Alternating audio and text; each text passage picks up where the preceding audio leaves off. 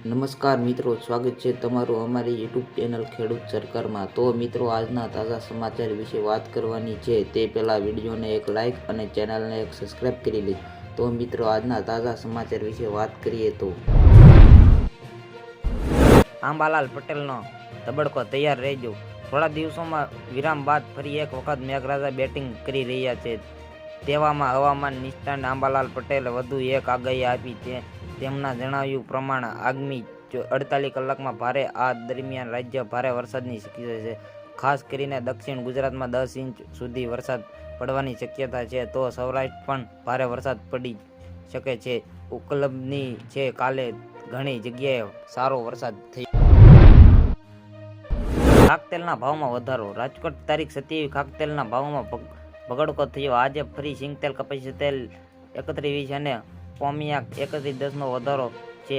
આ સાથે સિંગતેલ ડબ્બો 2590, 2640, 2540, 2590, કપાસિયા તેલનો ડબ્બો રૂપિયા 2180, 2230, 2130, 2180 અને પોમ્બલિયાનો ભાવ 2035, 2040 અને પહોંચ્યો હતો। વરસાદના કારણે સીઝન મોડું ચાલુ થયું, જેને પગલે ભાવ પર સીધી અસર પડી છે। આ ઉપરાંત આયોજન જકાતમાં વધારો થયો, મોટા બોજ પડ્યો। 50 જેટલા વિદ્યાર્થીઓ નદીમાં ફસાયા। દાંતા તાલુકામાં ભારે વરસાદ પડ્યો હતો, પછી બનાસકાંઠા કીડી મકોડી નદીમાં અચાનક પાણીનો પ્રવાહ વધી ગયો હતો। એટલે અહેવાલ છે કે 50 જેટલા વિદ્યાર્થીઓ આ નદીમાં અટવાયા હતા।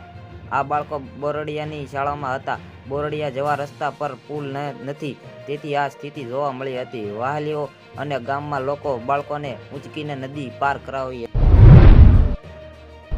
અંધકાર છવાયો, ભારે વરસાદ, પૂર જેવી સ્થિતિ। અમદાવાદમાં આજે વહેલી સવારે અંધકાર છવાઈ ગયો છે। શહેર હિલ સ્ટેશન બની ગયું છે, ઠંડક પ્રસરી ગઈ છે।